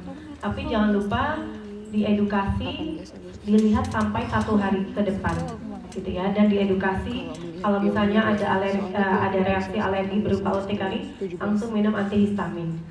Misalnya paracetamol sudah sehari berikutnya tidak ada reaksi apa-apa dok, oke, berarti aman ya. Kapan kita melakukan yang cefixime gitu atau antibiotik lain ya 1 minggu berikutnya boleh, atau obat lain CTM boleh. Itulah pentingnya kita juga harus mendiagnosis obat apa gitu. Jangan cuma mendiagnosis alergi obat gitu ya, tapi obat apa, karena beberapa obat itu penting gitu, maksudnya krusial, misalnya paracetamol ya kan, penggantinya mungkin bisa ibuprofen, tetapi kalau anak kan yang aman sebenarnya paracetamol ya. Diam aja nih, fisik. Dicari benar-benar itu alergi atau tidak ya. Terus yang kedua adalah yang intradermal atau yang intradermal ini juga merupakan bisa reaksi cepatnya atau hipersensitivitas tipe 1 atau juga bisa hipersensitivitas tipe 2 juga gitu ya. Jadi tapi ini jarang dilakukan juga di kita karena nyeri kalau di anak.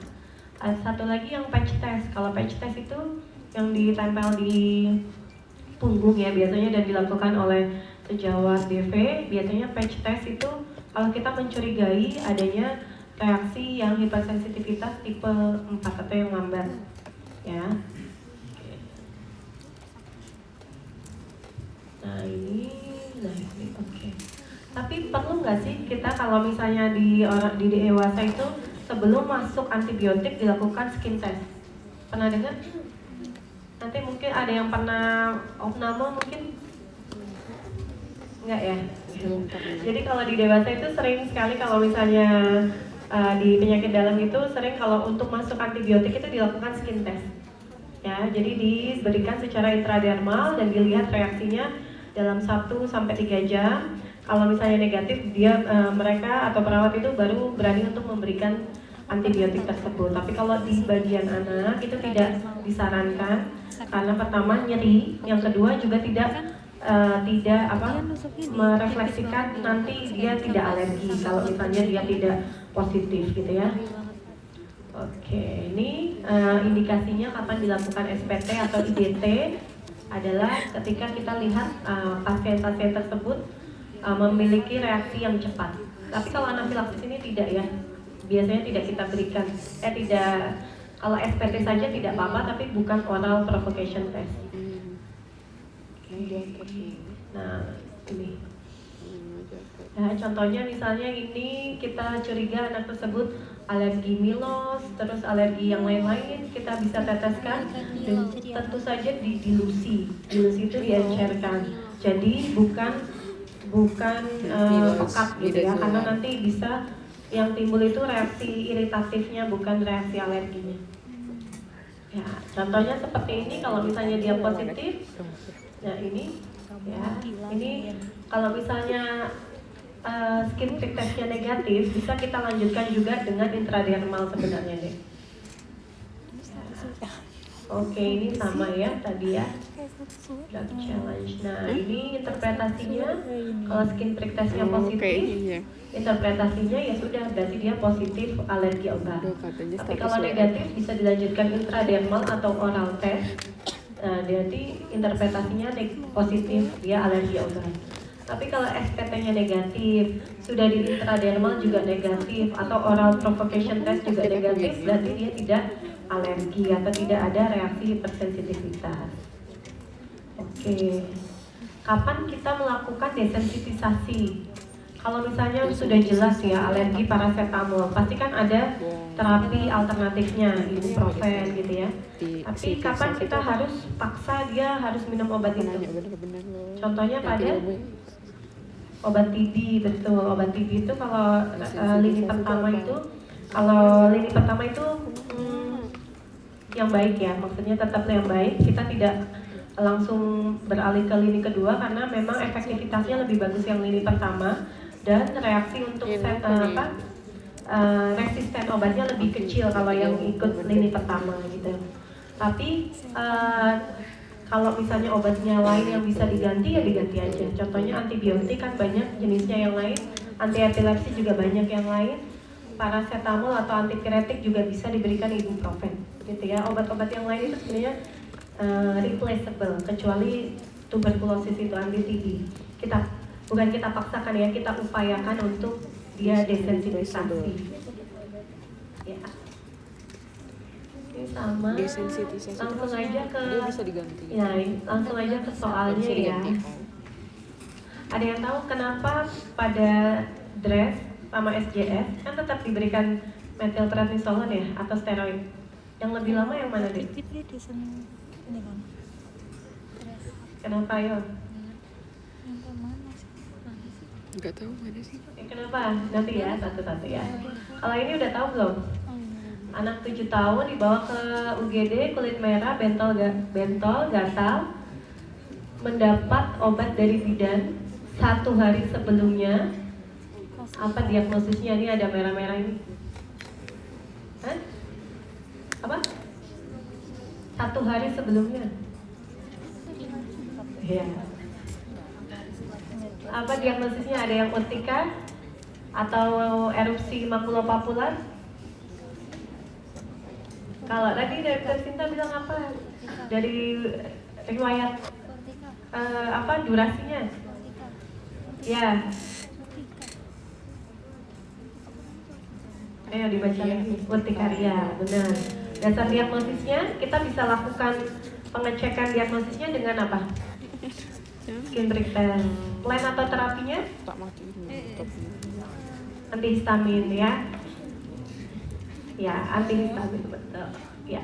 Makasih dokter. Urtikaria akut dan angio-UD mungkin nggak kelihatan ya. Dasar diagnosisnya ada merah, bentol, gatal seluruh tubuh, ada bengkak juga, dan plan terapinya antihistamin generasi kedua biar nggak ngantuk. Kortikosteroid ini sebenarnya boleh diberikan, boleh tidak, terutama pada pasien yang refraktori atau yang berat gitu ya. Tapi cuma dosis kecil aja dan 3 hari aja. Tes alergi obat, SPT, IDT atau patch test. SPT? Ya SPT ya. Benar. Kalau ini apa deh? Ini bayi usia 30 hari, demam, diberikan paracetamol, anaknya rewel, terus ada krusta-krusta nih di perioral dan di sekitar hidung. Dari pemeriksaan fisik ada Nikolsky sign-nya positif, tidak ada keterlibatan dari mucous membran. Nah, masa ada demam dan juga ada munculnya tapi 48 jam. Tiba-tiba ini ya, nggak dibahas kan hari ini. Ini apa nih dek? Krusta ini. Ada demamnya juga. Jawabannya. Bukan, apa yo? Udah lama. Benar apa? Infeksi benar. Apa infeksinya? Iya benar ya. Oh iya. Ya ini cuma sebagai pengecoh aja. Jadi kan tadi nggak ada tuh yang dibilang dokter Sinta kan? Kayak apa? Tampakan UKK-nya nggak ada yang kayak gini kan? Dia cuma di sekitar mulut saja nih dan ada krusta-krustanya. Tadi ada nggak? Nggak ada kan? Ya. Oke, ini namanya SSSS atau S4 ya. Memang kadang-kadang bisa sebagai pengecoh dari alergi obat atau reaksi hipersensitivitas obat. Ini kita bilang alergi obat nih Bu, gitu. Ternyata ini adalah SSS. Nanti ibunya komplain ke perawat sebelumnya. Ya, kalau ini infeksi dan ada demam, ya, demam. Terus ini pasti awalnya dari infeksi Staphylococcus yang ada di hidung atau di sekitar mulutnya dia, batuk pilek, terus lama-lama dia menyebar jadi S4 ya, atau yang sistemik ya. Plannya ya tentu saja diberikan antibiotik, ampicillin dan mupirocin cream ya. Boleh. Kalau ini udah jelas ya, apa? SJS ya, riwayat karena kulit merah, bibit kehitaman, demam, tampak rash eritem, krusta, ini ya pokoknya dilihat di mukosa membrannya ini. Kalau ini ada keterlibatan, ada mukosanya, berarti dia SJS atau STEM sesuai dengan berat luas yang terkena ya. Oke, tadi masih pertanyaan selanjutnya. Kalau SJS10 biasanya kortikosteroidnya diberikan berapa lama? Kalau DRES berapa lama? Pertanyaannya. Nanti dirujuk aja ya dok ya. Ya, jadi ini cuma sebagai selingan ya, memang ini dirujuk aja karena kan severe cutaneous adverse drug reaction ya. Tapi kita perlu lihat, ini semuanya hipersensitivitas tipe 4. Tapi tipe 4 itu ada A, B, dan C. Kalau yang B itu reaksi eosinofil, ya kan? Berarti yang DRESS. Reaksi eosinofil sama neutrofil itu lebih berat inflamasinya atau reaksi inflamasi dari eosinofil. Jadi kita berikan pada DRESS itu lebih lama,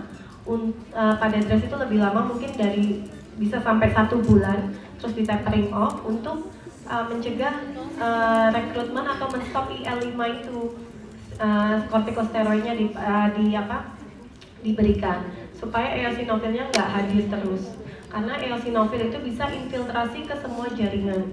Makanya pada DRESS itu lebih parah, jadi dia bisa ke ginjal, nefritis, bisa ke kardiomyokarditis, bisa ke hepat juga jadi hepatitis gitu ya. Maka efeknya yang ditimbulkan lebih besar, maka lebih lama diberikannya. Kalau pada SJS atau TEN itu hipersensitivitasnya tipe 4 berapa? 4C, melibatkan CD8 ya. CD8 itu dia actingnya atau dia cuma di kulit aja, keratinosit. Jadi dia ya udah kita supres si CD8-nya itu cuma sebentar aja, 1 minggu saja sudah membaik, ya sudah kita stop kortikosteroidnya. Makanya pada SJS atau TEN yang hipersensitivitas tipe 4C itu dia hanya di mukosa membran dan keratinosit atau di kulit gitu. Tetapi efek jangka panjangnya ke depan anaknya prognosisnya baik gitu ya, tidak ada keterlibatan sistemik, kecuali dia ada komplikasi seperti infeksi, terus ada corneal ulcer gitu ya. Oke, kalau ini apa deh? Ini rash maculopapular, ya. Ada palpebral sama facial edema, livernya membesar, Schaffnernya 3, eosinofil 15,4, ada atypical lymphocyte sama eosinofil. Iya, DRESS ya. Ya, oke. Ya, ini probable DRESS ya. Oke. Sudah, mungkin ada yang mau ditanya dulu deh. Sudah. Oke ya, jadi kalian bisa sampai sejauh mana untuk menerapi sebagai dokter umum? Kira-kira sejauh mana? Apa yang kompetensinya apa? Kompetensinya yang apa?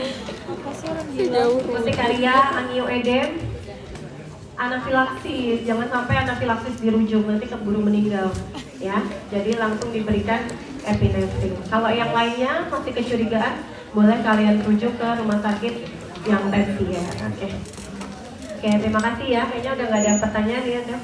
Ya udah. Terima kasih. Wassalamualaikum warahmatullahi wabarakatuh.